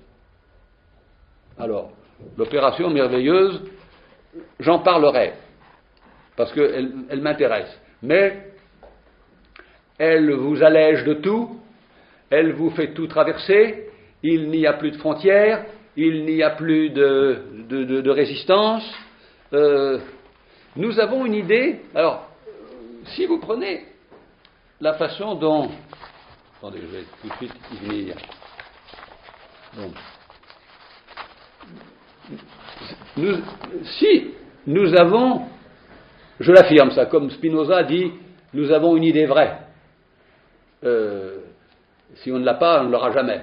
Eh bien, je dis, nous avons l'idée d'une activité merveilleuse, c'est-à-dire d'une activité qui a réussi à en finir avec les résistances, avec les déviations, avec les pesanteurs, et qui est légère, aérienne et sacrée. Je donne 3 prédicats de Platon pour qualifier l'activité poétique. Le poète est chose légère, aérienne et sacrée. Kouphon, gar crema, poétesistique, kai teron, kai hieron. Bon, le poète est chose légère, aérienne et sacrée. Eh bien, c'est l'opération merveilleuse, ça. Bon, l'opération merveilleuse, je lui ai trouvé 11 items pour m'amuser. Bon, faut bien, hein. Bon, essayez pour la qualifier. Bon. Alors, il y a, et c'est indiscutable, une notion, une idée populaire de la philo qui est juste. Qui est juste. Bon. Si on ne l'a pas, personne ne l'aura à notre place, et personne ne nous la donnera, ou bien c'est dangereux si on nous la donne, c'est très dangereux si on nous la donne, parce qu'on nous refile des idées. Bon, il ne faut pas se laisser refiler des idées, hein, surtout pas. Bon, je ne voudrais surtout pas vous refiler des idées, surtout pas. Hein. Bon, donc il y a quelque chose qui me soucie, qui m'intéresse, qui m'occupe, c'est que l'activité merveilleuse, elle est en chacun d'entre nous, non pas, je dirais, en exercice, c'est pas vrai. Nous ne sommes pas en train d'être dans l'activité merveilleuse. On est plutôt au charbon. Bon, on est plutôt dans la peine, plutôt dans le souci, plutôt dans mais il y a, ça je l'affirme, en nous, non pas une idée, mais une trace de cette opérativité merveilleuse et qui de temps en temps est réexcitée. Alors, c'est un rêve, c'est une idée, c'est une activité de rêve, hein, au sens où on le dit, une chambre de rêve, hein, qui donne sur un lac, hein, calme, hein, où il y a des oiseaux. Bon, c'est un peu fade tout ça, mais enfin. En tout cas, il y a quelque chose qui peut être associé à cette idée d'activité merveilleuse, c'est qu'elle surplombe. C'est pour ça que je dis une fenêtre sur un lac, elle surplombe. Elle a une position, elle n'est pas localisée, elle surplombe. Elle est traversante.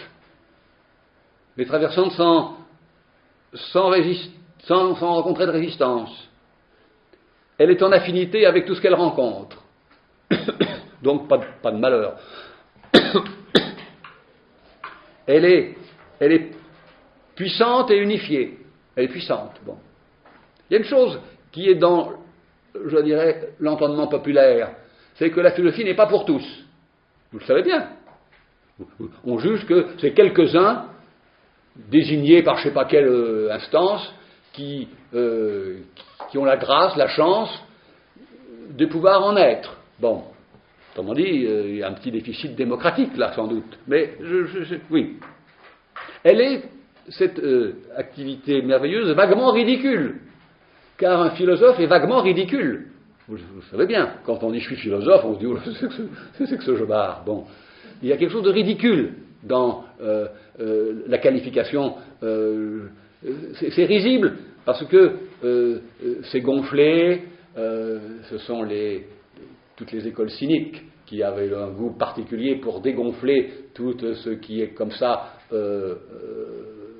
Les Grecs connaissaient très bien cette affaire de se gonfler d'importance. Comment c'est en grec déjà? Le nom m'échappe. Tu sais, comment on est plein de soi-même. Je ne sais plus, je ne l'ai pas. Je n'arrive pas à le trouver. Comment c'est? On est plein de soi-même. Et donc Socrate est dégonfleur du plein de soi-même. Je ne sais plus le nom. Il me reviendra. Je ne l'ai plus en tête. Bon. Pardon? Ça m'échappe. Mais moi aussi. Alors, elle est, je dis, vaguement ridicule comme l'albatros, quoi. Vous savez, l'albatros, il est ridicule quand il marche sur Terre.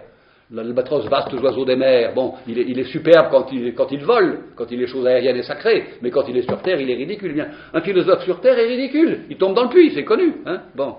Et il est vaguement ridicule. L'opération merveilleuse paraît plutôt démentie.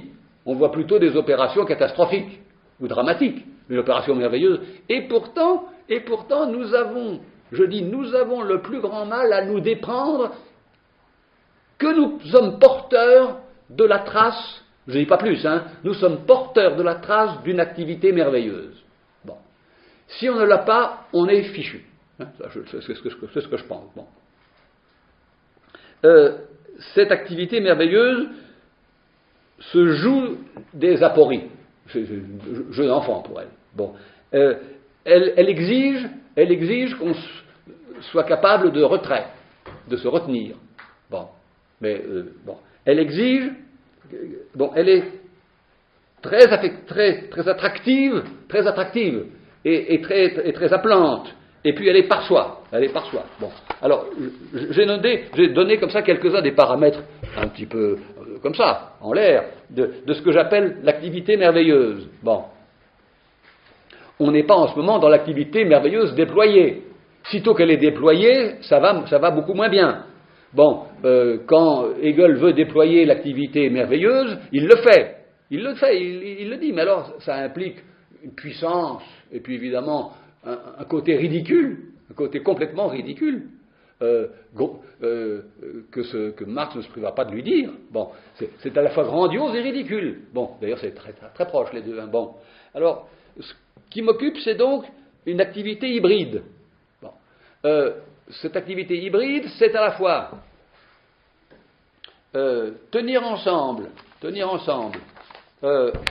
l'opération merveilleuse, ramener à l'état de trace psychique, et l'autre chose qu'il faut tenir ensemble, c'est la capacité et la puissance de garantir, dans la configuration dont j'ai parlé, le polymorphisme effractif.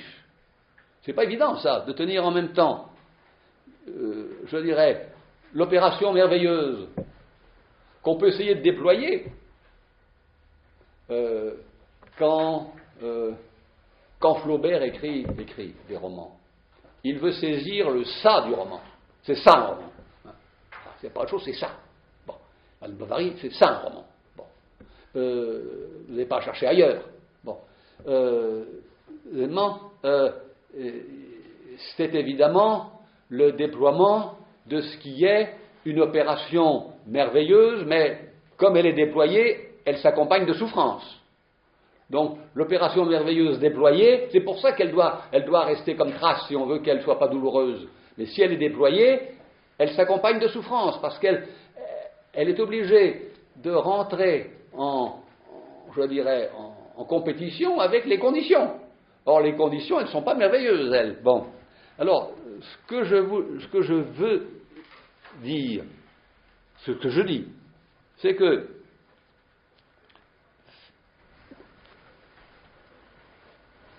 changer d'entendement, je récapitule, hein. Changer d'entendement, après avoir renoncé et fait dépérir les catégories du style commencement, fin, support, garantie. Hein, bon. Avec ces 4 trucs-là, vous faites beaucoup de philo. Hein.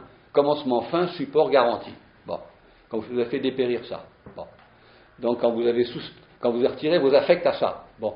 Il y a un affect très puissant qui vous accroche au commencement, hein, et à l'archi-commencement. Et l'affect qui vous accroche à l'originaire. Il est très fort, l'affect qui vous accroche à l'originaire. Bon. Mais si on s'en libère, parfait. Bon, parfait. Bon, idem pour la fin. Bon, idem pour le support. Idem pour la garantie. Si on n'a pas de garantie, on ne sait pas. Bon, alors, donc, changer d'entendement avec le virage dont j'ai parlé, imposé par la semaine passée.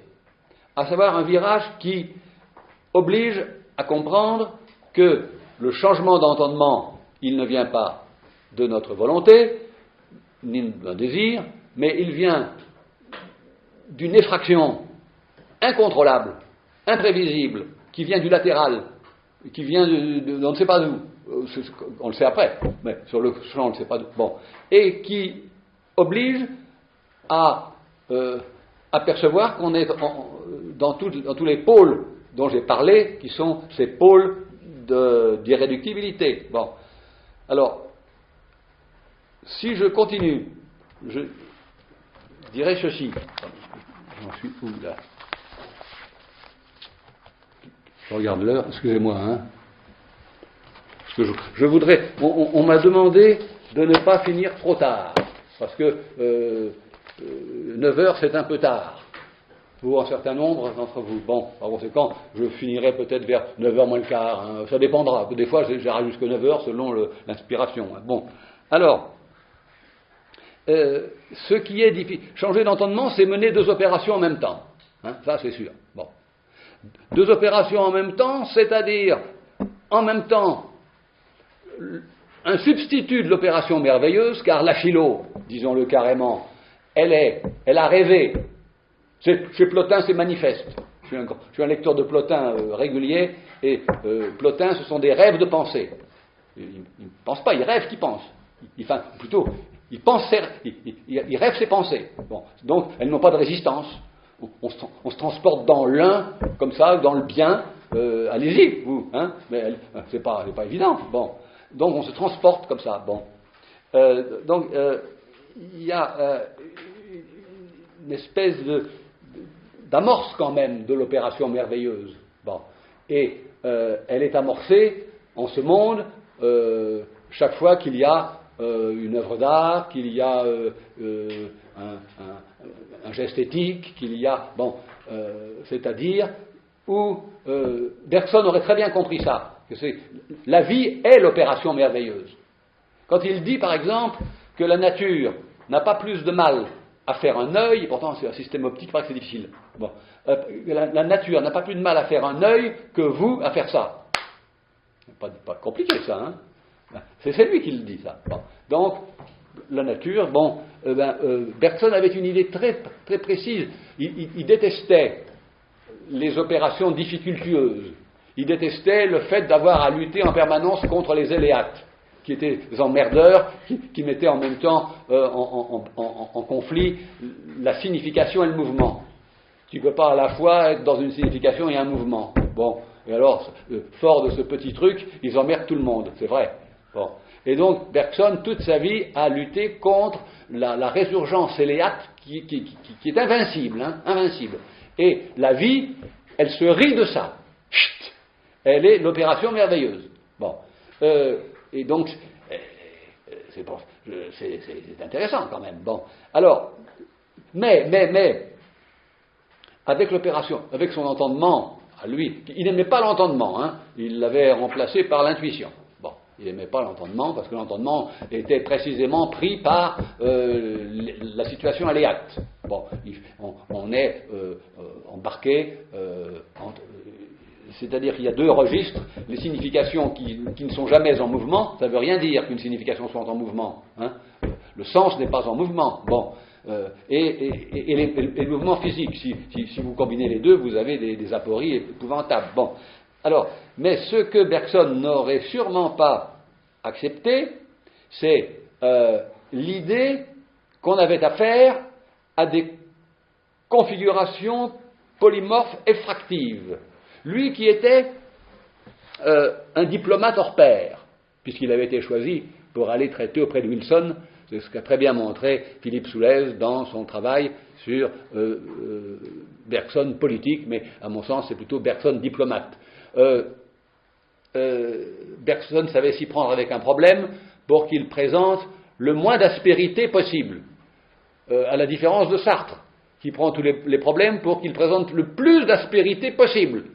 J'ai toujours trouvé qu'il y avait quelque chose d'étonnant dans cette consécution, puisqu'ils sont consécutifs. Bergson, Sartre, hein, c'est la suite de la philosophie française. Bon, Bergson, lui, il s'y prend en diplomate pour que ça passe. Chut, hein, en diplomate. Bon, et en diplomate, c'est-à-dire qu'il ne veut pas de configuration polymorphe avec de l'irréductible, car un diplomate n'aime pas l'irréductible, évidemment. Un diplomate dit tout le temps « Ah, ben cette difficulté, on va la résoudre. » Bon, on va la limer, etc., etc. Bon, comme disent un certain nombre de métiers, il n'y a pas de problème, il n'y a que des solutions. Bon, eh bien, c'est un peu un propos de diplomate, ça. Bon, donc, Bergson, diplomate, la vie est prodigieusement diplomatique. Prodigieusement diplomatique. Ça va pas là, on va là. L'élan vital, le courant vital, là il est un peu bloqué, on va pas insister, la vie n'insiste pas, elle fait 10 essais à côté, et puis il y en a bien un qui marchera, puis si les 10 essais marchent pas, on en fait 10 autres, et puis pouf, bon, et puis c'est crédits illimités à la vie, hein, bon, il n'y a pas de limite, bon, alors, mais il n'est pas prêt, Bergson, il n'est pas prêt du tout à avoir l'entendement que je préconise, c'est-à-dire à la fois mener l'opération merveilleuse et conserver l'âpreté, parce que c'est âpre, hein, de la configuration polymorphe. Bon, ça c'est l'idée que j'ai sous le nom d'activité hybride, qui constituera, à mon sens, l'intérêt d'un nouveau régime de l'entendement, qui puisse à la fois consentir aux deux choses, à savoir à l'activité heureuse et euphorique, qui se porte bien, et à l'activité, je dirais, rude, qui rencontre des résistances. Bon. Alors, bon, je ne dirais pas qu'il faut rompre avec le fantasme de l'opération merveilleuse. Il y en a qui vous disent, l'idée, je le ferai la semaine prochaine, ça, parce que je n'ai pas envie de le faire, je donnerai des précisions, mais il y en a qui disent l'opération merveilleuse, c'est du roman, c'est du bidon, c'est du flan, c'est déjà pas mal si on évite de tomber dans des choses trappes. Bon, c'est déjà pas mal si on évite les faux pas. C'est déjà pas mal si on évite les surenchères grossières. Bon, et donc rien de tout ça n'est, je dirais, sublime, rien de tout ça n'est grandiose, rien de tout ça n'est merveilleux, mais c'est quand même déjà un quelque chose. Bon, alors, et puis, si on ne rompt pas avec le fantasme, je dis fantasme, bon, avec l'imaginaire de l'opération merveilleuse, dont il reste une trace, je vous disais, cette trace est là, et elle n'aura pas de réactivation intégrale. On ne va pas réactiver intégralement, bon. Mais il n'y a pas qu'un seul processus. Bon. Et il faut se confronter à l'autre. Le changement d'entendement, je dirais, c'est tenir ensemble deux procédures qui ne veulent pas tenir ensemble. Hein. Donc, il y aura du conflit et de la bataille. Donc, on reste sur une idée de la philosophie comme quand même une grande combativité. Bon, ça c'est un irréductible de la philo. Hein.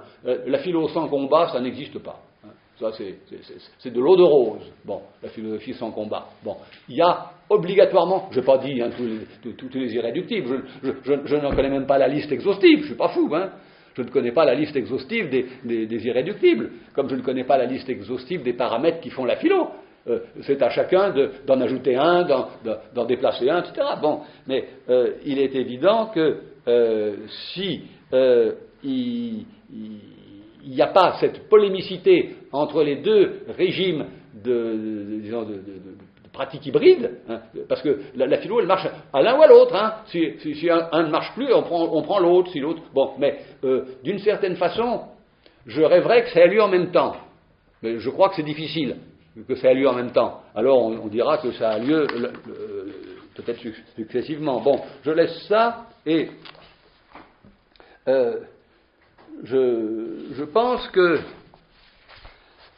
sous le nom de philosophie, il faut donc opérer doublement.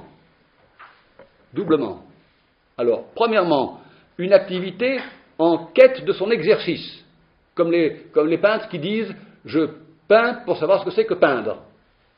Bon, je ne peins pas des œuvres, je peins pour savoir ce que c'est que peindre. Bon, comme d'une certaine façon, Flaubert écrit des romans pour savoir ce que c'est qu'un roman. Bon, il n'écrit pas un roman dans la productivité pur, pour faire des romans. Bon, comme sans doute Mallarmé écrit des poèmes pour savoir ce que c'est que la poésie. Bon, on dit, il y a cette espèce de réflexivité opératoire qui est décisive et dont on ne peut pas faire l'économie. Bon, alors il y a donc une activité en quête de son exercice sous conjecture, évidemment, parce que, comme je vous disais, et ça je le tiens quand même, je le dois à Hegel, nul n'a reçu en oracle ce que c'est que la philo. Bon, donc là, ayant entendu ça, ou bien vous avez eu une révélation oraculaire, ou bien vous êtes comme nous tous, à savoir que vous avez en germe et comme trace psychique simplement l'idée d'une activité merveilleuse. Bon. Et puis, un exercice qui n'a pas tout à fait de nom, la deuxième opération, un exercice qui n'a pas tout à fait de nom, qui tente de s'adapter, mais n'y arrive pas, sans de s'adapter aux variations du corrélat polymorphe têtu. Il est têtu parce que, comme on dit que les faits sont têtus, l'irréductible est têtu. Bon, vous ne pouvez pas. Bon. C'est donc une activité qui est brisée. La philo contient une brisure, un clivage. On n'aime pas s'en tenir à un clivage, ça c'est sûr. Bon. Et pourtant, je préconise qu'il faut s'y tenir. Bon. Et de la même façon que j'ai la profonde conviction qu'on ne pourra jamais nommer, par exemple, jamais donner le nom de l'articulation entre une œuvre et son terreau. Une œuvre, et c'est dans quoi elle a pris ses éléments, ses racines, sa vie, etc. Bon, comment nommer ça reflet, je sais pas moi, expression, bon, il n'y a pas moyen de... J'ai la conviction que c'est une affaire qui restera toujours mal nommée. Il faut s'efforcer de la nommer. Je crois qu'il y a en philo des situations qui seront toujours mal nommées et qu'il faut quand même toujours s'efforcer de nommer. Bon. Et de la même façon qu'on ne pourra jamais vraiment nommer la brisure qui habite la philo. S'il n'y a pas de brisure, vous avez une activité facile. Vous avez une activité facile, et la philo n'est pas une activité facile. Donc une activité, premièrement, en quête de son exercice. On n'a jamais su si c'était ça la philo. Bon. Et on a fait sauter le ça, au risque du n'importe quoi. Bon. On dit si un certain nombre des commentateurs dans les médias de la philo, s'ils avaient le souci et l'inquiétude du est-ce que c'est bien ça la philo, ils la fermeraient rapidement quand même. Ils la fermeraient rapidement. Mais comme ils ont perdu ce souci-là, eh ben ils y vont. La philo, ça prolifère. Bon. Il y a une inquiétude d'identification de l'indéfini. C'est le ça, si on veut lui donner une qualification, c'est une détermination de l'indéfini. Bon, parce que le ça, il n'est jamais très précis, quand même. Bon, mais c'est une qualification qui vient s'ajouter. Et donc il y a ça d'un côté, une activité, et une confrontation qui garantit le polymorphisme dont j'ai parlé. Alors, ça, c'était donc ce que m'avait inspiré, je ne sais pas si j'irai beaucoup plus loin aujourd'hui,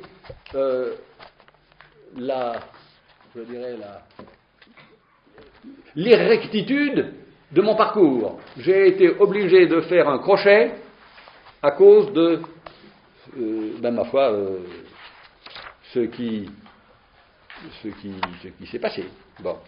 Alors, je voudrais commencer simplement par... attendez, je vais voir un peu si je ne vais pas un peu passer, parce que...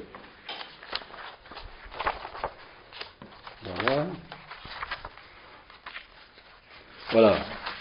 Je récapitule une dernière fois le travail de surface. J'appelle travail de surface celui que j'ai entrepris la semaine passée. Il y a d'un côté et de l'autre, et puis le clivage, qui est clivage difficile à... Si vous le gommez, c'est foutu. Si vous gommez le clivage, il faut mieux tout de suite être ou platonisant, encore que Platon connaît le clivage. Connaît le clivage entre la sophistique et la philosophie. Indiscernable. Mais je ne sais pas si Descartes connaît ce clivage, je ne sais pas. Il faudrait étudier de près. Je récapitule une dernière fois le travail de surface, à savoir que d'un côté, j'ai isolé 7 paramètres de l'activité, de l'opérativité philosophique classique. Et puis, par ailleurs, le par ailleurs. Alors, je vais simplement nommer les 7 paramètres de l'opérativité philosophique classique. C'est-à-dire, quand on fait de la philo, au sens classique, voilà comment on s'y prend. Premièrement, il y a un recadrage, deuxièmement, peu importe, un recadrage perpétuel de la philo depuis sa déviation. Elle a toujours dévié, elle est toujours en train de dévier, il faut la recadrer. Il faut donc la rectifier. Recadrage perpétuel. Ça peut prendre toute l'activité, par exemple, on peut dire que Heidegger, c'est presque exclusivement le recadrage permanent de la déviation fondamentale de la philosophie dès l'origine, et dès avant l'origine même, comme disait Derrida, les Grecs ont dévié dès eux-mêmes. Ils ont dévié en oubliant ce qui s'appelle maintenant Zayn avec un Y, autrefois c'est S-E-I-N, et ils ont dévié, ils ont oublié ça, qui est pour lui ce qu'il appelle l'événement, à savoir ce que moi j'ai appelé ici, de façon plus précise quand même, le polymorphe irréductible. Autrement dit, l'événement, on sait bien que ça arrive, comme ça arrive, avec sa violence, etc. Mais il dit bien, la métaphysique a oublié, la philosophie a oublié que l'essentiel c'est le ça arrive, et elle s'est essentiellement localisée dans un travail d'ingénieur qui est l'ingénierie métaphysique, de la métaphysique, c'est-à-dire la causalité, toutes ces affaires-là, qui sont la métaphysique classique. Ça c'est une déviation. La deuxième chose est une déviation, mais une déviation dès l'origine. Donc il faut recadrer. Mais ils disent tous ça, ils disent tous, la philosophie s'est embarquée. J'évoquais Bergson. Bergson dit il y a des philosophes qui s'y prennent de telle façon qu'ils mettent dans leur philo du possible, de l'impossible, de l'irréel et de n'importe quoi, et ça marche quand même. Pour lui, si on met de l'impossible dans une philo, on aura un os quelque part. Ça c'est sûr. Mais il dit très bien ça. Autrement dit, l'activité de philosophe, Husserl, quand il intervient avec, disons, l'invention de l'idée phénoménologique, c'est pour dire ça suffit du positivisme, ça suffit de la prolifération des faits et de la construction des faits. Il n'y a pas que des faits, il y a plus radical que les faits. Les faits, ça se construit. L'intuition phénoménologique ne se construit pas. Et c'est un anticonstructivisme. Alors, donc, le recadrage permanent et perpétuel de la déviation. Deuxièmement, une idée qui m'a toujours occupé, à savoir que je me suis aperçu que la philosophie n'était jamais l'opération la plus puissante de l'époque, quelle que soit l'époque, mais elle était toujours auprès de l'opération la plus puissante. Et étant auprès de l'opération la plus puissante, elle espère en gagner les bénéfices, et pas les inconvénients. Par exemple, l'opération la plus puissante, c'est de temps en temps le pouvoir, de temps en temps ça dépend. C'est pas toujours le pouvoir, ça peut être la science. Et qu'est-ce que c'est que coller au maximum à l'opération la plus puissante, parfois la diriger un petit peu, parfois la critiquer, parfois la prolonger, en tirer des bénéfices pour sa propre subsistance, parce que finalement, elle n'a rien, la philo, elle n'a pas de substance, hein, elle n'a pas d'objet, que dalle. Hein, bon, elle est très, très, très démunie. Bon, et par conséquent, il est très difficile et très important de qualifier pour chaque époque, car c'est ça qui fait époque, quel est le plus puissant de chaque époque. Bon, la thermodynamique était très puissante au XIXe, ça n'échappe pas à Nietzsche. La critique est le sapage des fondements est très, très puissant au XVIIe, ça n'échappe pas aux philosophes. Les règles et la non-interrogation des règles n'échappent pas aux gens du XVIIe. Et la philosophie se tient tout contre les règles. Les règles par direction de l'esprit. Si vous grattez sous une règle, est-ce que vous avez le néant? Bon, donc ne grattez pas. Bon, et tout est sous règle. Bon, la peinture, le pouvoir, le théâtre, hein, bon, les règles de l'unité, etc. Bon, par conséquent, je ne sais pas aujourd'hui. Plus on s'approche de là où nous sommes, plus c'est difficile d'identifier quel est le plus puissant de l'époque. Bon, on pourrait dire des bêtises, hein, on pourrait dire des choses évidentes, mais ça ne me paraît pas facile. Bon, je ne sais pas du tout quel est le plus puissant depuis 1945. Bon, par exemple, Merleau-Ponty disait le plus puissant, c'est ce qui nous met en tension entre le marxisme et la phénoménologie. Bon, mais c'était déjà très philosophique ça, beaucoup trop philosophique. C'est-à-dire tout ce qui requérait une conscience individuelle radicale et le renoncement à cette conscience au sein de la masse. Bon, au sein des masses. Bon, donc deux mouvements tout à fait contre. Bon, à un certain moment, les masses ont été la chose la plus puissante. Bon, les masses ont été. Bon, je ne crois. Peut-être qu'elles le sont toujours, je n'en sais rien. Hein. Bon. C'est très difficile de faire ce découpage et ce diagnostic. Mais il est très important, parce que si on se trompe de plus puissant, la philo, il est évident qu'au XIIIe siècle, c'est assez facile de voir que le pouvoir, je dirais, ecclésiastique est le plus puissant de l'époque. Et par conséquent, la philo, il colle. Bon. Il est évident qu'on voit comment Descartes fait décoller la philo d'un plus puissant qui ne l'est plus au bénéfice d'un nouveau plus puissant qui est la mécanique. Bon, et il y a une ère de la mécanique qui est une ère très riche pour la philo. Puis ensuite, il y aura la thermodynamique. Et alors, aujourd'hui, moi qui ne suis pas du tout scientifique, je ne peux pas vous le dire, hein, mais pour aujourd'hui, hein, vous voyez. Alors, c'est très... Bon, donc, mais l'idée importante, c'est que la philo n'est jamais le plus puissant. Hein, jamais. C'est pas la peine. Si vous en faites le plus puissant, vous en faites une idéologie. Bon.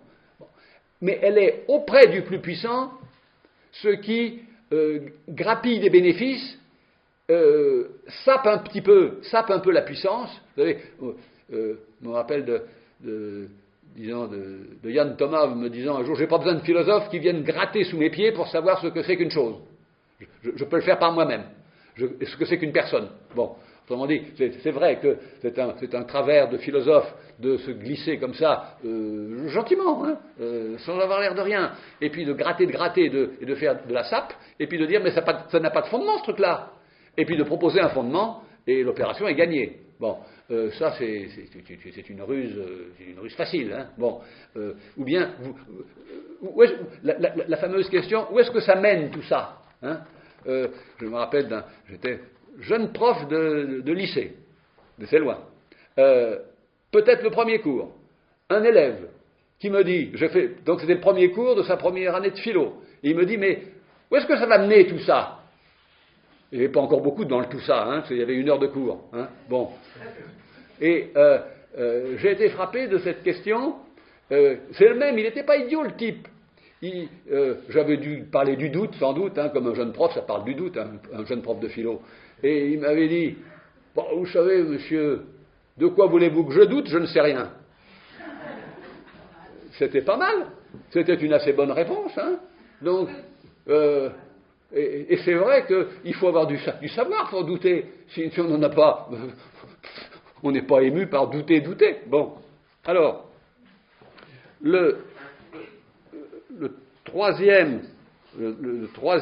quatrième paramètre, c'est, dans le fond, la question des intérêts. À quoi s'intéresse la philo? Alors elle a deux sortes d'intérêts. Des intérêts, je dirais, par soi. Vous n'avez pas, dans le fond, à légitimer pourquoi je ferai un cours sur la vérité. Car la vérité est un intérêt par soi de la philo. Bon. Il y a comme ça une série de motifs qui sont par soi. Bon, j'ai pas besoin, si je fais un cours sur la justice, mais pourquoi, monsieur, la justice? Bon, non, c'est une mauvaise question, ça. Bon, autrement dit, ce sont des questions qui sont toujours à re-questionner. Et puis, il y a des intérêts indifférents.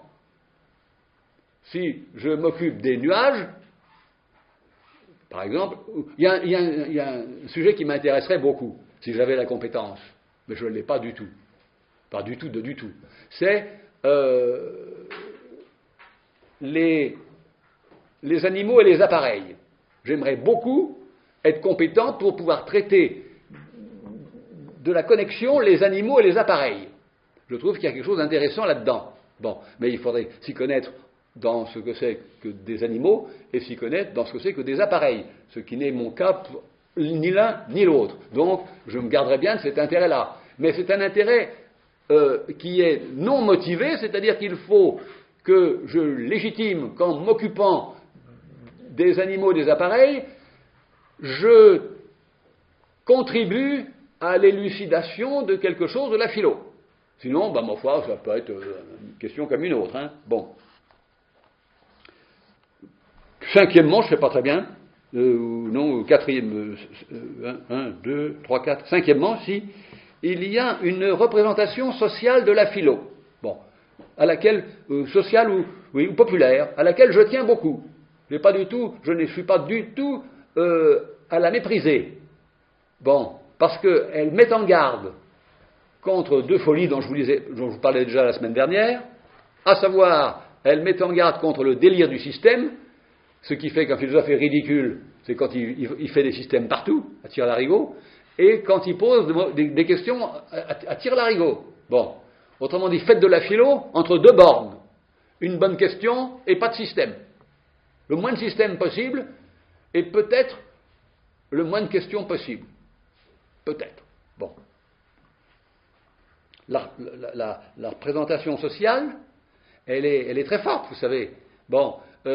Les médiatiques l'exploitent à fond, mais ils ne la thématisent pas, mais ils l'exploitent parce qu'ils y ajoutent une composante qui est, que j'aurais dû dire tout de suite, qui est une certaine assistance sociale. Bon, il y a de l'assistance, vous êtes en défaillance et en défaut, ou de compréhension de votre place dans le système, ou vous êtes en défaillance de questions, on va vous apporter et les questions et le système qui va vous permettre de vous localiser. Bon, autrement dit, vous êtes perdu et vous êtes sans question. Alors, on vous apporte et le repérage et les questions. Bon, donc ils exploitent de façon éhontée une chose qu'il ne faut pas exploiter, qui doit rester à l'état de trace. Comme je le disais, dans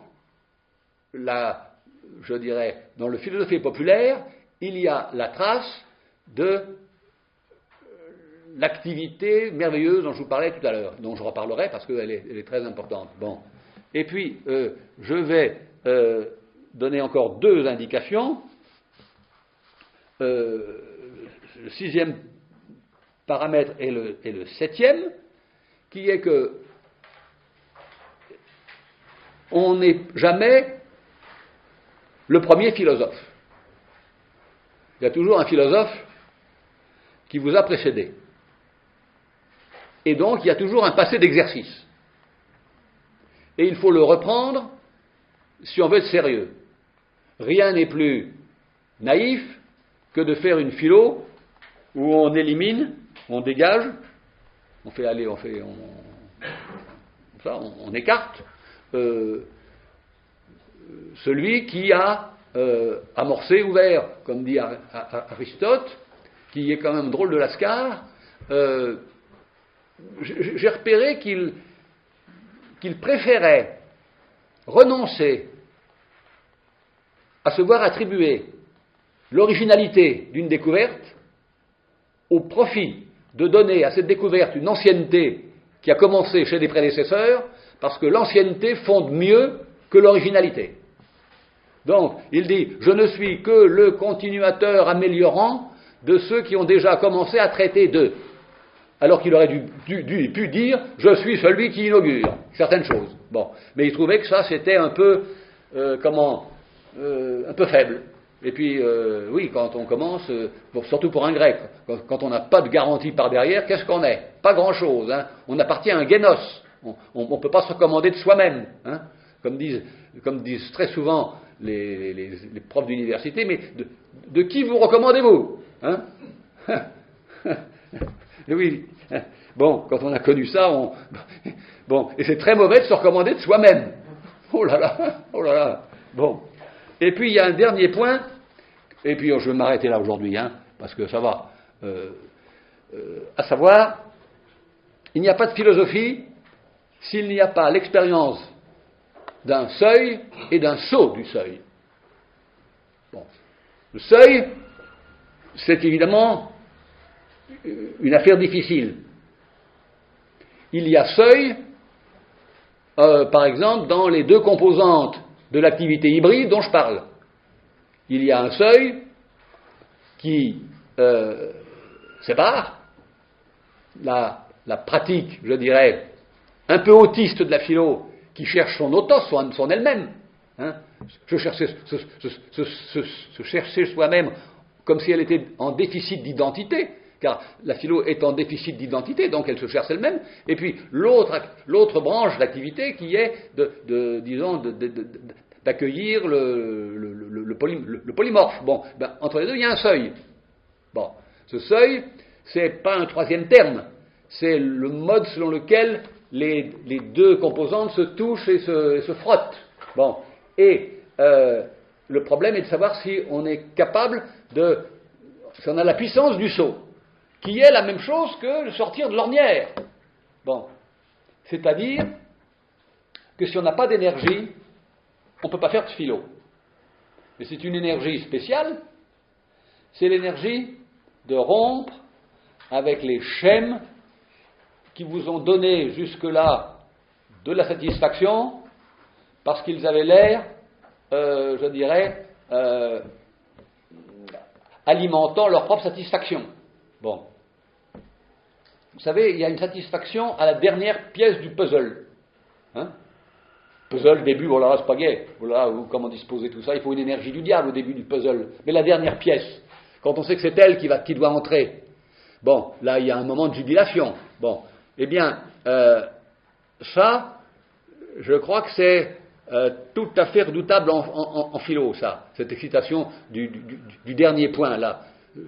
C'est pas cette excitation-là dont je parle. Bon, c'est pas ce plaisir-là dont je parle. C'est le saut, c'est sortir d'une situation et avoir l'énergie de dessiner une nouvelle configuration. C'est-à-dire de nouvelles coordonnées qui partent, qui sont à peu près coordonnées. Bon, la fin est une mauvaise excitation quand elle est comme dans la fin d'un puzzle, parce que le dessin est fait et il y a une jubilation, je ne sais pas comment la qualifier d'ailleurs, de puissance sans doute, d'avoir fini, d'avoir achevé, d'avoir mis la... Bon.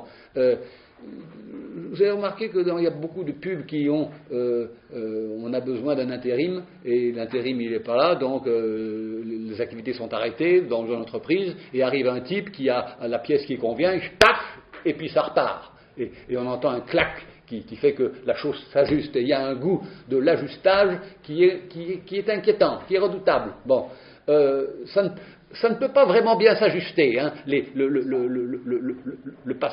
La sortie de l'ornière ne va pas s'ajuster à l'ancienne activité qu'on vient de quitter. Ça va pas. Bon, il faudra consentir à un peu d'inconfort. Bon, l'inconfort est très important dans la pensée. Bon, le cercle est très confortable. Un fauteuil.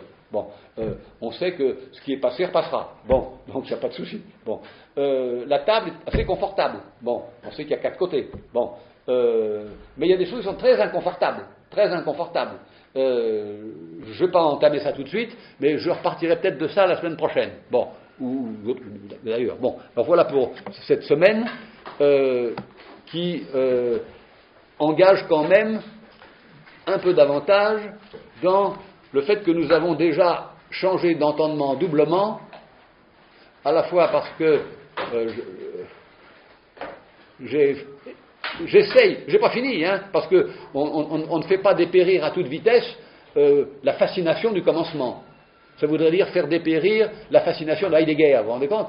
Bon, c'est pas que je sois un fanatique de Heidegger, mais il compte comme penseur qui a été absolument, je dirais, comme ça, comment on dit ça, excité, plus qu'excité. Il a été transi par la fascination de l'archaïque de l'ancien.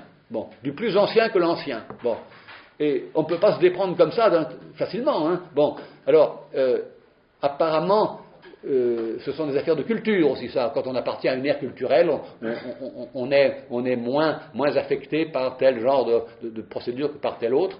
Mais je ne sais pas si c'est simplement une affaire d'ère culturelle. Bon, et c'est la même chose pour la fin, FIN. Bon, allez, pour aujourd'hui, ça suffit. Je vous remercie.